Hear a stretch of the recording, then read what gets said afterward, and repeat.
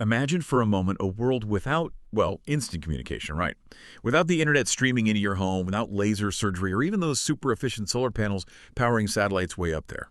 Sounds pretty disconnected, doesn't it? Well, today we're taking a deep dive into a concept that's so fundamental, um, so revolutionary, basically underpins nearly all these modern marvels. Yet most people have never even heard its name, the double heterostructure.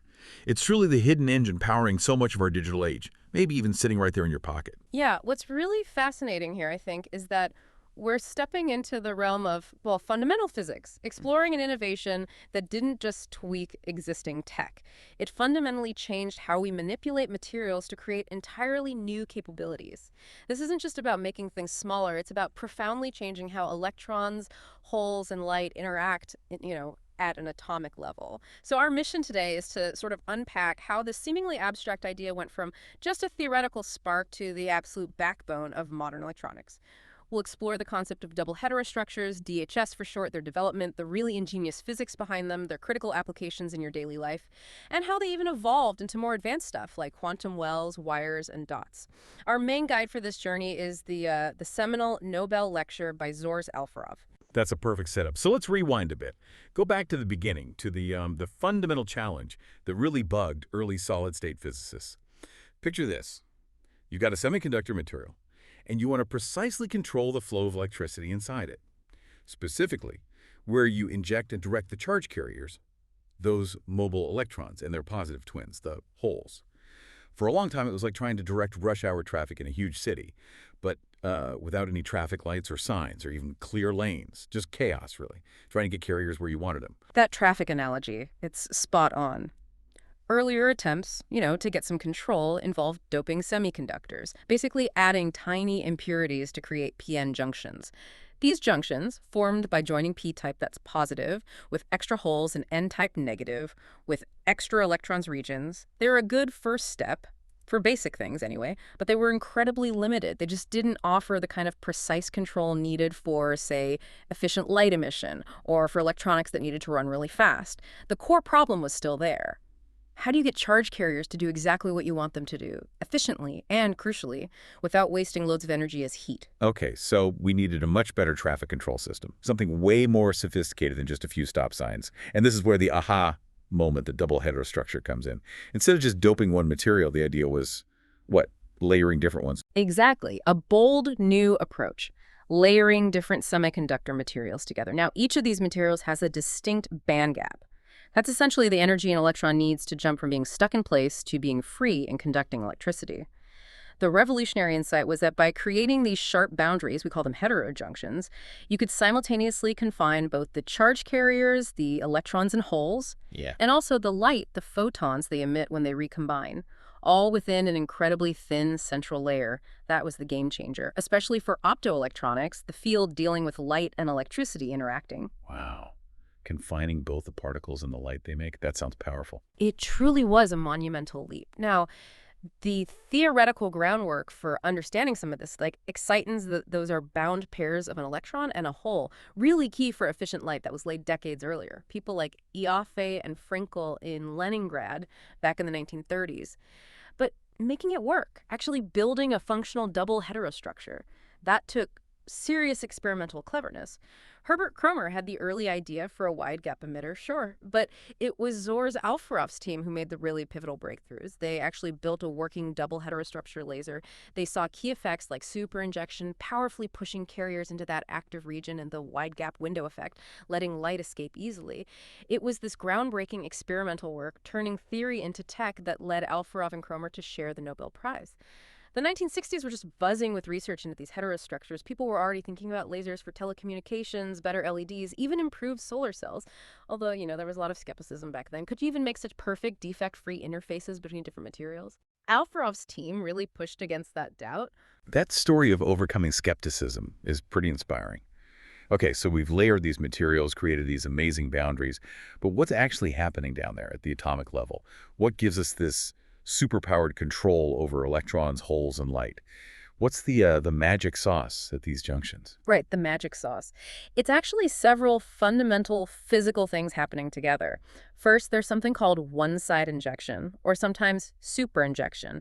Think of these heterojunctions as incredibly efficient one-way valves.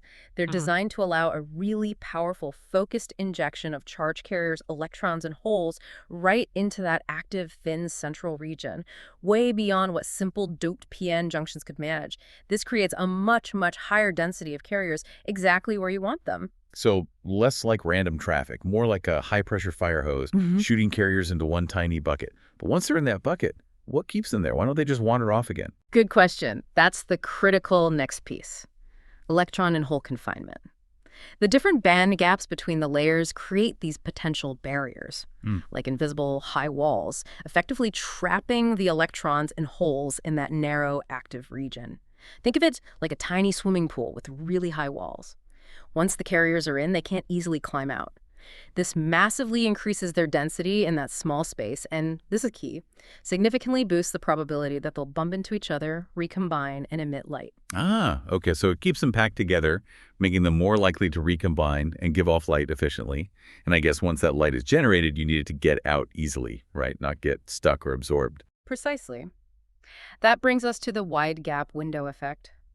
The surrounding layers in a double heterostructure have a wider band gap than the active region. This makes them basically transparent to the light generated in that middle layer, so the light can shoot right out efficiently without being reabsorbed by the surrounding stuff, which would otherwise just waste energy as heat. It's like having a perfectly clear window on that high-walled pool, letting the light escape but keeping the carriers penned in. We should also mention diagonal tunneling. It's another interesting quantum mechanical way carriers can move across these interfaces, playing a role in how the device works overall.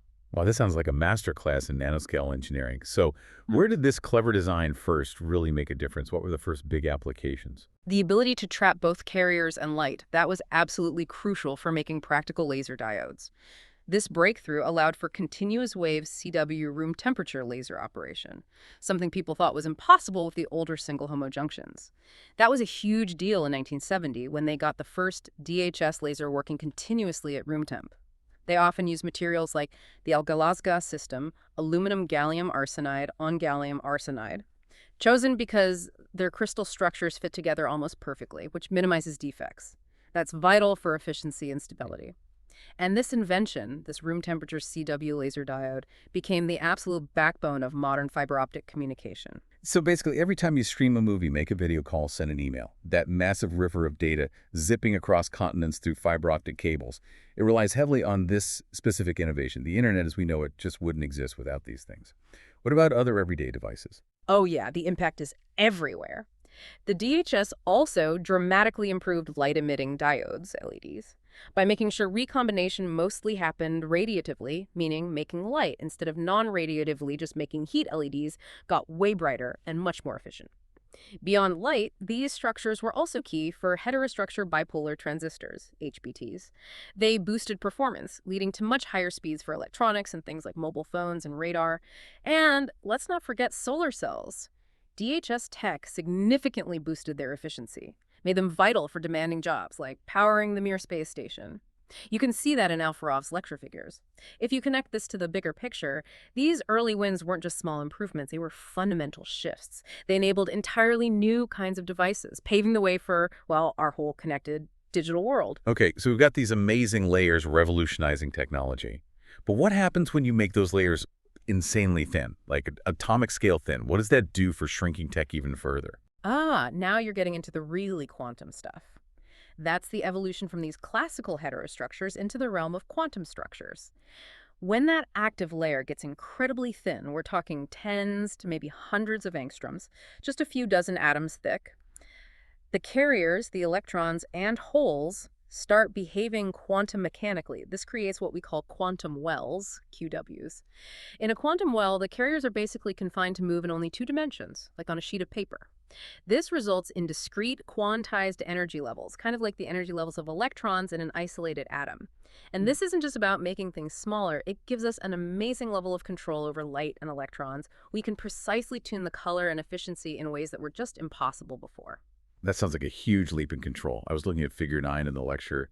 Right. The drop in the threshold current for lasers once quantum wells appeared is just dramatic. Absolutely. The first quantum Y laser was demoed back in 1978, and the main benefit of this quantum confinement, a significantly reduced lasing threshold current. That means these devices need way less power to start lasing. It's a huge energy saver. But, scientists didn't stop there. They kept pushing the confinement idea. Right. And that gets us to quantum wires and quantum dots, which sound even more futuristic, like sci-fi stuff. They sort of are pushing the limits. If you confine things even more, you get quantum wires, QWRs. Carriers are confined in one dimension, like along a tiny microscopic thread. Then take it all the way, quantum dots, QDs. Here, carriers are confined in all three dimensions, like a tiny isolated point. People often call quantum dots artificial atoms because their electrons have these incredibly sharp, discrete energy levels, just like real atoms. This gives us exquisite control over light absorption and emission. We can essentially design light almost one atom at a time. So if a quantum well is like a super thin sheet, a quantum wire is like an incredibly fine thread, and a quantum dot is like a single tiny speck that glows with a very precise color. That's a great way to visualize it, yeah. And these quantum dots, they offer amazing benefits. Much better temperature stability for their threshold current, very narrow spectral width, meaning purer colors and really high efficiency. But making these perfect tiny structures uniformly, that was a massive challenge. The breakthrough really came from understanding and using self-organization. Like the Stransky-Krasnodar growth mode. You can use it to grow indium arsenide QDs on gallium arsenide, for example. The dots basically form themselves in a highly ordered way. That made them practical for devices like quantum dot lasers. Figure 18 in the lecture shows one you can see how much better their performance and stability are compared to the older designs. That self-assembly aspect is just mind-boggling. Guiding materials to build them. Yeah. I bet you need incredibly specialized manufacturing techniques for all this, right? Yeah. Pushing engineering to the absolute limit. You're absolutely right. The importance of techniques like molecular beam epitaxy, MBE, and metal organic chemical vapor deposition, MOCVD, can't overstate it. These methods allow for the precise layer by atomic layer growth of these ultra-thin semiconductor films, sometimes literally controlling single atomic layers. It's like building with atoms, one by one. You have to ensure those interfaces are incredibly smooth and defect-free for these complex quantum structures to work properly. Without that atomic level control, none of this would have left the lab. Okay, so stepping back from the lab, beyond the amazing physics, where have these double heterostructures and their quantum kids really changed our lives? It's easy to get lost in the science, but what's the tangible impact, the stuff that affects you, the listener, every single day? Oh, the impact is vast and often totally invisible. Take telecommunications, the entire internet backbone, fiber optics. And those fiber optics rely completely on the DHS lasers we talked about. They transmit data over huge distances, incredibly fast, incredibly efficiently. Without them, no global high-speed network, no streaming, no instant global calls, none of it. Wow. So my Netflix binge, my video calls with family overseas, every email, all riding on these tiny layered structures, zipping light across the globe. Exactly. And in our daily electronics, think about your smartphone, the facial recognition sensors, maybe the optical mouse for your computer, lots of remote controls, barcode scanners. They all use heterostructure LEDs or photodetectors. Yeah. They're also crucial in power and energy, driving high-efficiency solar cells, not just for space missions like Mir, but also down here on Earth. Plus, high-temperature, high-power electronics needed for electric vehicles, smart grids, all sorts of things. And beyond that, medical and industrial uses. High-speed photodiodes for diagnostics, infrared converters for night vision, the list goes on. So what this all boils down to for you, our listener, is that these seemingly abstract physics concepts, born in labs decades ago, through sheer ingenuity and tons of hard work, they're now literally in your pocket, connecting you to the world, lighting up your screens, powering everything from satellites to your smart thermostat. Yeah. It's just amazing how fundamental science turns into real-world tech. And Alferov's lecture also gives us a peek at future trends. Continued work on advanced materials like 3V and 2' compounds, that's shorthand for elements from specific columns in the periodic table, chosen for their special electronic and optical properties. Particularly exciting are nitride-based structures. They give us even shorter wavelength light blue and UV LEDs and lasers. We see those now in advanced lighting, even water purification. We can also expect more in high-speed microelectronics, even better solar cells. And this idea of God-made crystals, those self-organizing quantum dots, that's still a huge frontier, pushing the boundaries of material science. As we keep creating more intricate structures, we're not just making things smaller or faster, we're unlocking completely new fundamental properties of matter that's bound to lead to applications we can't even imagine yet. This whole journey, from theory to indispensable tech, really reminds us that basic research is rarely basic when you look at its long-term impact. Absolutely. The double heterostructure is just such a perfect example of how curiosity, combined with relentless, painstaking scientific work, can literally light up our world, one carefully confined electron at a time. It really is about building a better future, atom by atom. So next time you stream a video, use your phone, maybe even see a laser pointer beam. Just take a second. Consider the tiny, powerful layers making it all possible. What really stands out to you about how deep physics shapes our everyday reality in such profound ways? And maybe a final thought to chew on. Consider how the success of the double heterostructure, this clever trick of combining different materials to get something new and better, might inspire totally different fields. Think about medicine, maybe combining materials for targeted drug delivery, or environmental science, new ways to harvest energy or detect pollution. The basic principle, leveraging how materials meet at interfaces, could unlock breakthroughs we haven't even dreamed of yet across all kinds of science.